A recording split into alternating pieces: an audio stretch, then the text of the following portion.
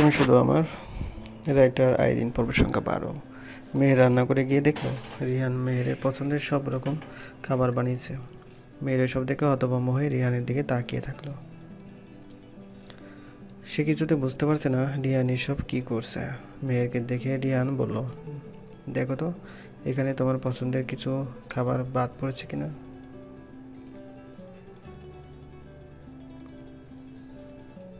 মেহের এখনও বিস্ময় নিয়ে রিহানের দিকে তাকিয়ে আছে। ওর পছন্দের সব খাবারই রয়েছে। রিহান মেহেরকে এভাবে তাকিয়ে থাকতে দেখে মেহেরকে বলো, ফ্রেশ হয়ে এসে এগুলো খেয়ে বলো কেমন হয়েছে, কত কষ্ট করে রান্না করেছি। মেয়ে রিহানকে কিছু না বলে ফ্রেশ হতে চলে গেল। ফ্রেশ হয়ে বাইরে এসে দেখলো রিহান সব খাবার ডাইনিং টেবিলে সব সাজিয়ে রেখেছে। মেহেরকে দেখে বলল, তোমার কি কোনো শাড়ি নেই? মেয়ের শাড়ি দিয়ে কি করবেন আপনি?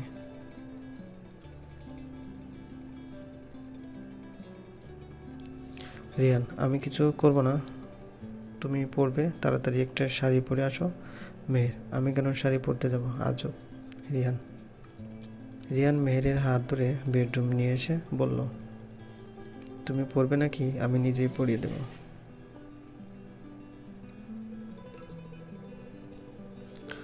মেহের বুঝতে পারলো আজ তার শাড়ি পরতে হবে। সে অগত্যা একটা শাড়ি বের করলো পরার জন্য। রিয়ান তখনও রুমে দাঁড়িয়ে আছে। মেয়ে রিয়ানকে দাঁড়িয়ে থাকতে দেখে বলল, এখনও দাঁড়িয়ে আছেন কেন?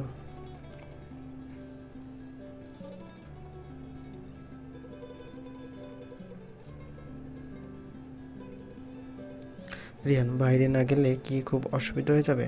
এখানে থাকি না। মেয়ে রিয়ানের দিকে চোখ রাঙিয়ে তাকাতে রিয়ান বলল, যাচ্ছি যাচ্ছি। এভাবে তাকানোর কিছু হয়নি। রিয়ান বাইরে চলে গেলে মেয়ের ইউটিউব থেকে ভিডিও দেখে শাড়ি পরে ফেলল। শাড়ি পরে বাইরে আসতে দেখলো নিহান, আকাশ সহ তাদের ভার্সিটির আরও 4জন বন্ধু। তাদের নাম তাহিয়া, মিমি, রাইসা আর মাহিম।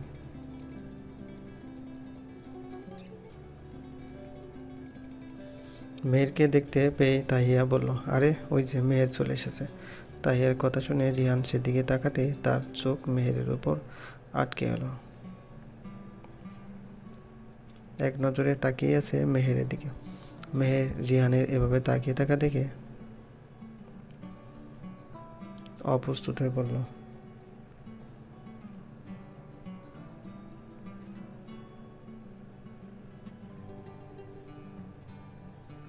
রিহানকে এভাবে মেহেরের দিকে তাকিয়ে থাকতে দেখে মিমি বলল, হুম হুম হুম, রিহান ভাইয়া আমাদের বান্ধবীর দিকে এভাবে তাকালে তো নজর লেগে যাবে।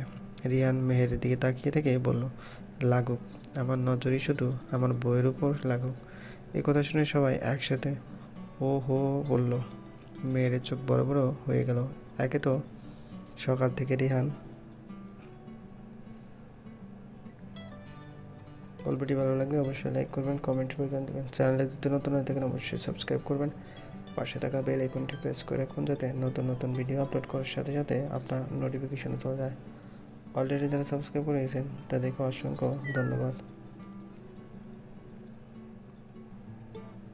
আর গল্পগুলো পড়ার সময় অবশ্যই সাউন্ড অফ করে নিন, তাহলে গল্প পড়তে ভালো লাগবে। এখানে এতক্ষণ হুশ এসে আর কিছুটা লজ্জাও লাগছে, এভাবে যে এখানে যারা আছে সবাই তার থেকে বয়সে ছোট, আবার নিজেই নিজেকে এই বলে সান্ত্বনা দিচ্ছে যে নিজের বউকেই তো বলেছি, এত লজ্জা কি আছে। তারপর সবাই মিলে খাওয়া দাওয়া করে ঘুরতে যাওয়ার জন্য উদ্দেশ্যে বাইর হলো। শুধু মিমি আর নিহান বাদে। এদের নাকি কি কাজ আছে।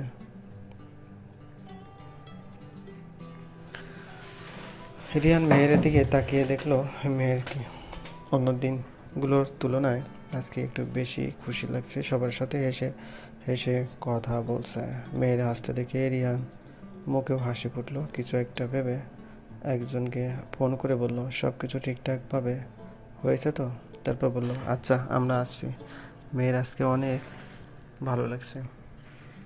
মেয়ের মনে মনে ভাবছে নিহান থাকলে আরও ভালো হতো।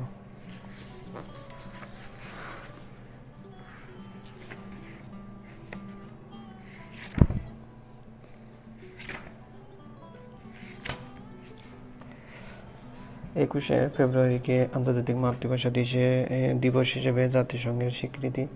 সর্বশেষ চতুর্থ কৃষি শুমারি। 2008 সালে 21শে ফেব্রুয়ারিকে আন্তর্জাতিক মাতৃভাষা দিবস হিসেবে জাতিসংঘের স্বীকৃতি।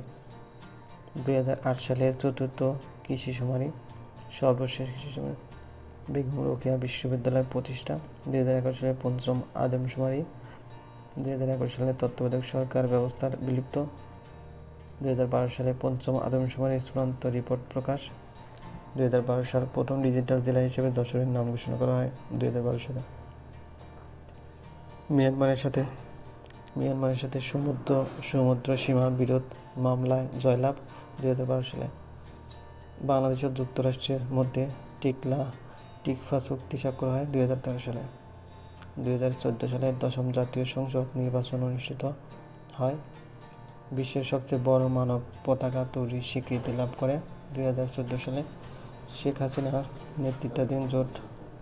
ওয়ালাইকুম আসসালাম।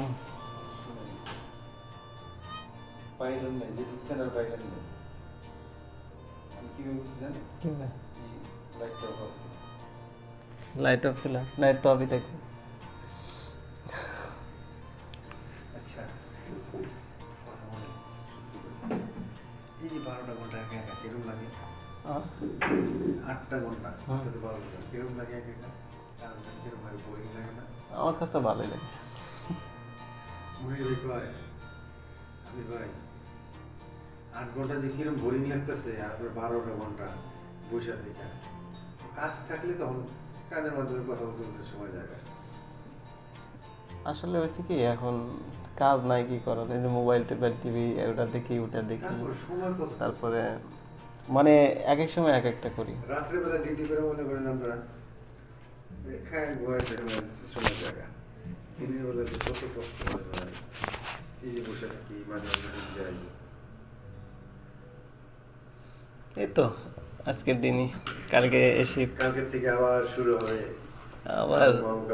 কালকে গেছি, হ্যাঁ, মাথা নষ্ট হয়ে যাবো ভাই। দেখেন আমি বললাম কালকে না, শনিবার থেকে মাথা নষ্ট হয়ে যাবো। কালকে হইব কিছু কিছু, কালকে একটু কমে হইব রোগী। হ্যাঁ, শনিবার দিন হবে। কি জন্য জানেন? কালকে গার্মেন্টসের লোক একটাও আসবে না, না একজনও আসবে না। দূর একদিনের বেতন এলে 200 টাকা আসে না হাজিরা, তাই না? ওরা আসবে না, কাটলে কাটুক, নাহলে ইয়ের থেকে গাড়িটা নিব। ওরা আসবে না শনিবার, ওরা একদম শনিবারতে আসবে। শনিবার থেকে আসবে, আইসা শনিবার ডিউটি করবে।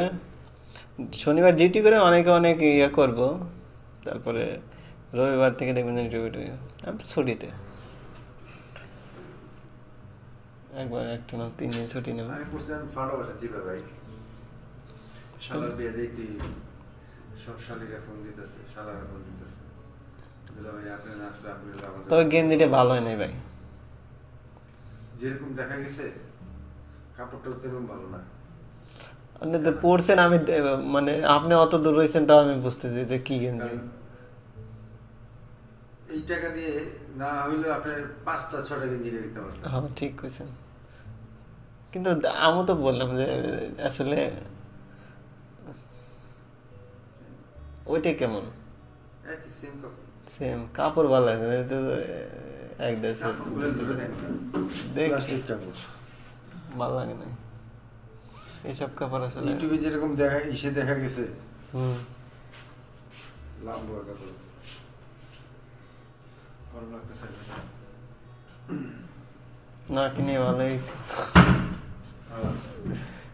আমি ওই যেটা কিনছি হচ্ছে ইটিয়া দেয়া 900, আর আমার বাইকটা কিনে দিচ্ছে হচ্ছে 1200। কাপড়গুলো দেখেন, ওইটা পরলে আমারে আরো অনেক ইয়া দেখা যায়, ছোট ছোট লাগে।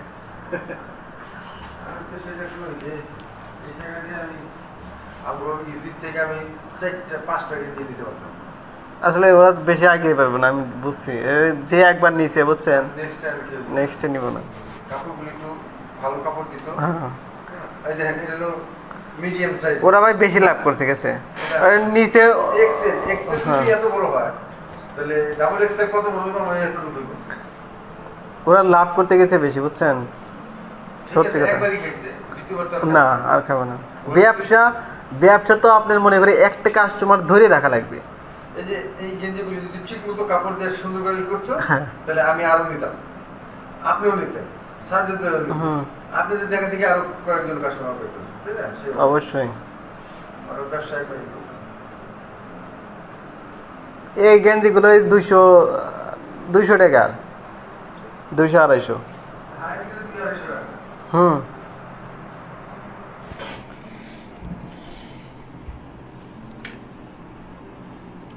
বাংলাদেশ নৌবহরে সাবমেরিন সংযোগ দিয়ে বাংলাদেশ কর্তৃক। হ্যাঁ, মনির ভাই পাশে মেয়ে আমার কে আছে? এক বন্ধুর বউ বাচ্চা, বাচ্চা আছে? হ্যাঁ মেয়ে আছে দুটো। ডিপ্লো পাইছে বউ রেডিয়া। ও বউ এখানে? হ্যাঁ ও, তখন এই যে বুঝতে পারি আমি জানলাম তো তাদের দৌড়ের পর আমি জানি না বউ ভুলে না চাই থেকে না পারে। পরে নিচে যখন আসছি তখন বলতেছে আমির ভাই নাকি হ্যাঁ কি অবস্থা খুললেন না বা খুললেন না দশজন আওয়াজ শুনে ওকে আমির ভাই ছাড়া কেউ লক করে নেই ওই যান আমি অফিসে যেয়ে গেছি এই অবস্থা না? তো যাইতে ওকে ভাবি আসছে কখন যাবে কে ভাবি? কখন যাবে? কালকে ছাড়বে কাল শিফট দেবে, বি শিফট করবে চাই।